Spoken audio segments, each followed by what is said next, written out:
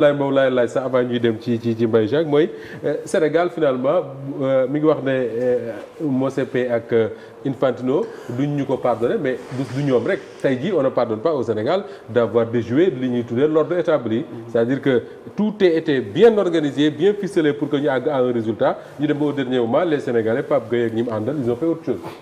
Non effectivement. te comme dit Abdoulaye mënoo leen woo di leen jox ay milliards pour ñu bañ a def loolu. Si il faut s'attendre quand même à des sanctions très sévères parce que même bu nekkee dañ koy tere mu toog ci banc bi boo moytu dañ ko tere 2 ans pour pousser la fédération mu changer ko donc ñoom dañ def loo xamante ni pour que ëllëg beneen entraîneur bañ a jéem def la même chose parce que du ñu nam kenn kuy révolté wu. Samuel Eto'o mi ma dégg de bu ñu ko defatee Cameroun dina def li Sénégal def. Non dina bëri sax léegi kay moom comme kii bu moo tax nag ñoom dañuy jéem a frappé fort maintenant à la fédération aussi de jouer le jeu et de soutenir Pape Thiaw parce que foofu lay amee solo parce que ñoom moom dañ jéem a fexe ba briser ko léegi nag fédération moom mooy jéem a def le tout comme sénégalais yi def nañ bloc derrière Pape Thiaw nga gis aussi suñu autorités yi président beeg ñëpp ànd ci lu mu def donc ñoom aussi nañ ko jàppale bu baax a baax te ñu bañ a kii voiler la face parce que assurément dañuy am ay sanctions yoo xamante ni yu sévère la comme ni nga ko waxee léegi rek du doon loo xamante ni lu kii la mais xam nga coach bu ñu ni par exemple 2 ans doo toog ban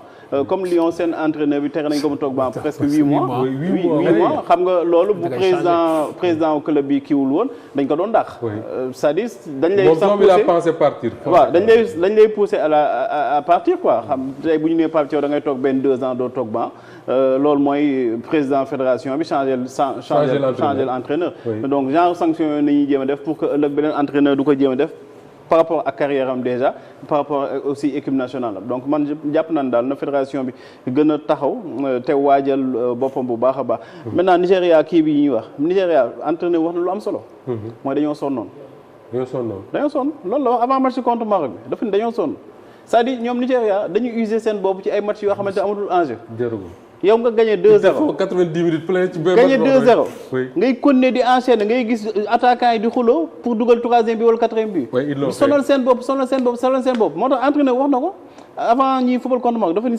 seen joueur am dañoo fatigué mais la faute à qui c'est lui moom moo gérewul bu baax effectivement parce que moom moo waroon gérer effectivement mais nga ñëw ba donc li Ablaye wax ne tactiquement Pape Thiaw a mieux géré mais effectivement il a mieux géré son effectif aussi mën nañ ko waxee noonu Mbaye Jacques wax na ne il a fait jouer combien 24 jours xoolal ci carton yi amu ci sax état d'âme bu gisee ni joueur bii nii am na carton jaune sanction moo ci war a topp wala rouge xool contre Mali Sénégal yi amoon carton jaune ñëpp la génne mi-temps dañu mi-temps rek presque waaw Habib Diarra ak kii lu mu tudd 2 Sénégal yi amoon carton jaune da leen génne 2 yu amoon carton jaune yëpp da leen génne parce que xam na ni comme joxe na feu rouge ñii faute bu ndaw bu ñu ko defee rek dafay kii donc moom Pape Thiaw moom géré na bu baax a baax li nga xamante ni moom mooy effectif bi. d'accord alors Mbaye Jacques moo ñuy tijjil sur l'attitude bi ñu war a xaar ci les autorités face aux sanctions mais Abdoulaye dafa am face aux menaces de sanctions y a pas de sanction pour loolu Abdoulaye dafa am question boo am envie poser la yow mi nekkoon ci stade seetaan nga match yëpp non. waay mais c'est quoi le secret de Idrissa Gana Gueye comment il a réussi cette CAN bi mu def. Ça c'est une excellente question. Oui. Parce que bu ñu demee Coupe d'Afrique Côte d'Ivoire. ba ñu teg Lamine Camara def 3 matchs vraiment au rang de double XL ou triple XL. Oui. Les gens avaient dit presque Idi c'était mort. C'était mort. Mais ci tournoi bii nii. moom kese moo football match yëpp ba mu jeex tàkk. yëpp la joué minute yëpp. Sadio sax benn moment génn ne moom. Mais Idrissa à quel âge? Donc 36. 36 ans. Mais 36 ans c'est un âge tendre. Oui, mais ci football Milan a joué à 40 ans. Oui, mais pro footballeur. mais xam nga poste bi aussi. bokkul parce que moom. mais 36 ans da ci boole jour férié yi boole ci dimanche yi. souvent nag joueurs yi seen 36 ans li siy génne jour férié ak dimanche.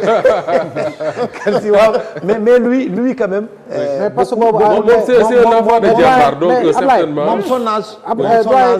c'est avec la TVA. C'est sans la TVA. moom c'est avec la TVA. parce que lui c'est la première génération. de Jambars. donc moom wàññiwul dara c'est quelqu'un dafa feeñ ci moom. ba pare mu am benn hygiène de vie bu extraordinaire. et boo ko gisee nii gis nga ni nga ko yaakaaree nu mu tuutee noonu. noonu la munee football te ku mu téye di nga xam lu leer boo bëkkanteeg moom yow yaay daanu moom du daanu.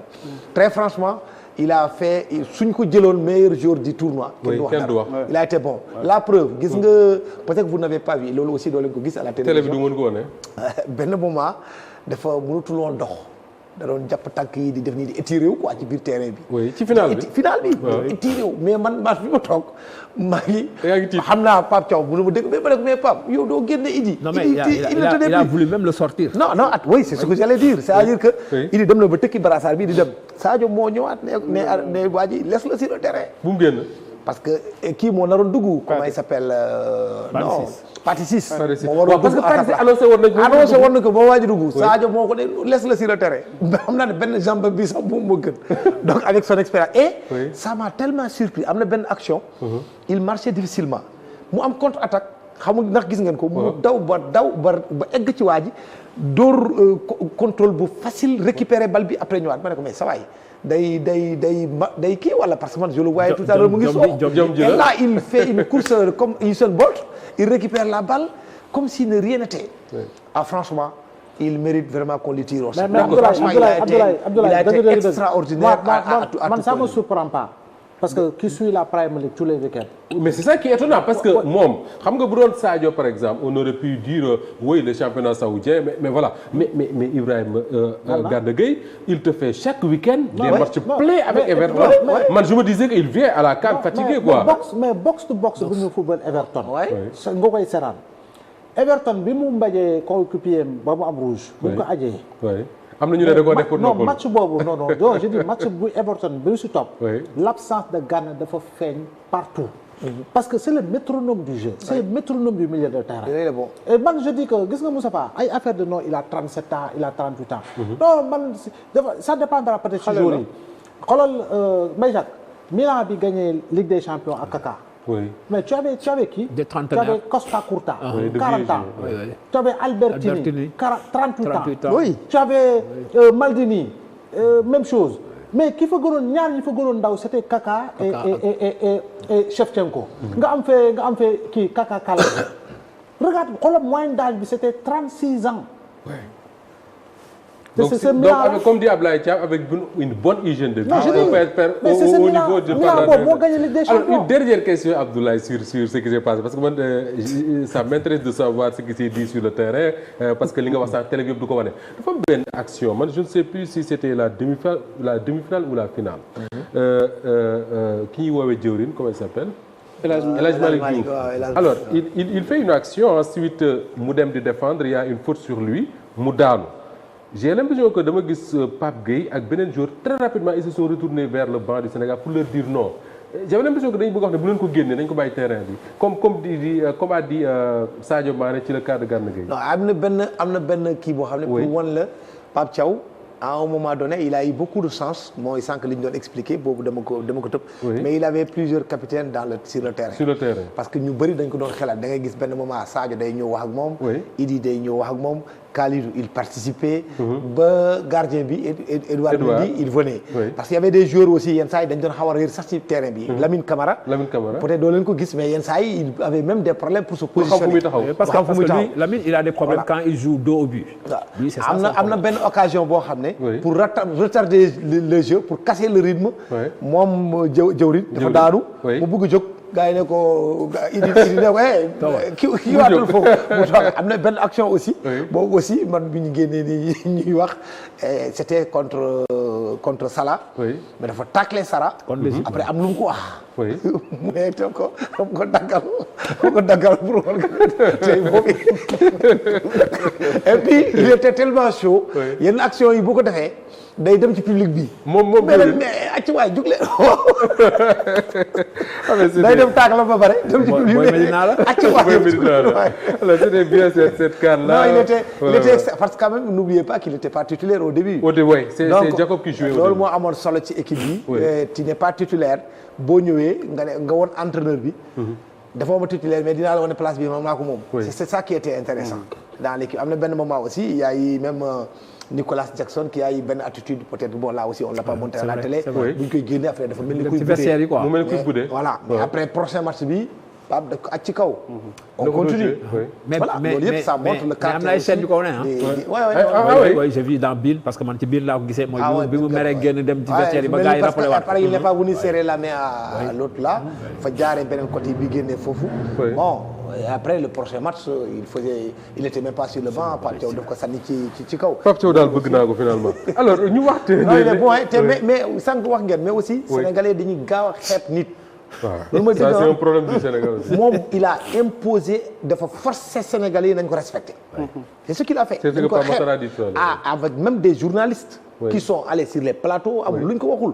amul charisme amul kii mënul diriger équipe bi. il n'a pas poigne ay affaires yooyu noonu. mu wal leen ne conférence presse bu muy expliquer da ngeen di jaawale yaru ak ñàkk fayda. il l'a dit. il a dit. donc yooyu kii bi mu ngi fii parce que man il y a des phases de jeu peut-être que yoon soo leen nekkee ci télé bi doo gis. mais bu la waree génne da lay génne y a même pas à discuter. mais problème bi nga am moom la am aussi mooy problème influenceurs yi. non mais loolu il va falloir que. mais loolu day am mais xam nga c'est vrai il y a des entraîneurs dañuy décider am na ay entraîneurs yoo xam ne sax boo xoolee surtout dans les pays latinos là. latino-américains là suñ ñëwee dañuy naan j'ai vu qu'il y a eu le Brésil ou l'Argentine qui a fait ça benn année dañuy récupérer sax mel les téléphones portables des joueurs. dañuy naan ba compétition bi jeex personne ne prend son téléphone. il y a d'autres équipes aussi qui disent que ba compétition bi jeex. je vous coupe de votre famille. Il y a d'autres qui disent non, match bi bu jeexee automatiquement vos femmes, vos copines doivent être là. Libre, oui. Chacun avec sa façon nu muy manager équipe. Pape était beaucoup plus souple par rapport à Aliou Cissé. Mais les deux yëpp c'est bon. Aliou, moi j'aimais bien sa rigueur. Très honnêtement, c'est pas parce qu'il n'est pas là aujourd'hui. J'ai beaucoup aimé la rigueur de Aliou Cissé. Très franchement. Aliou bu fi nekkoon, il y avait des choses doo ko gis. Pape est beaucoup plus souple, beaucoup plus accessible que Aliou Cissé. Il écoute beaucoup. Aliou, son problème c'est qu'il a beaucoup de certitude. Alors on entraîneur nag voilà entraîneur nag loolu mooy entraîneur loolu yenn saa ay problème la lay doon ci ñoom. Ablaye wax na ko au début mais en fin de compte ñoom ñëpp ils sont sortis des mêmes écoles. Mais en fin de compte l'entraîneur c'est qui? C'est celui qui gagne rek. Qui gagne rek. Qui t'appelle Mourinho, Capello, Eriksson, si tu gagnes, tu restes, tu gagnes pas, on te dégage. C'est aussi simple que ça. Alors Baye Jacques ñu waxtaanee kon lan moo war a doon suñu taxawaay mais surtout autorités yi su ma nee autorités yi mooy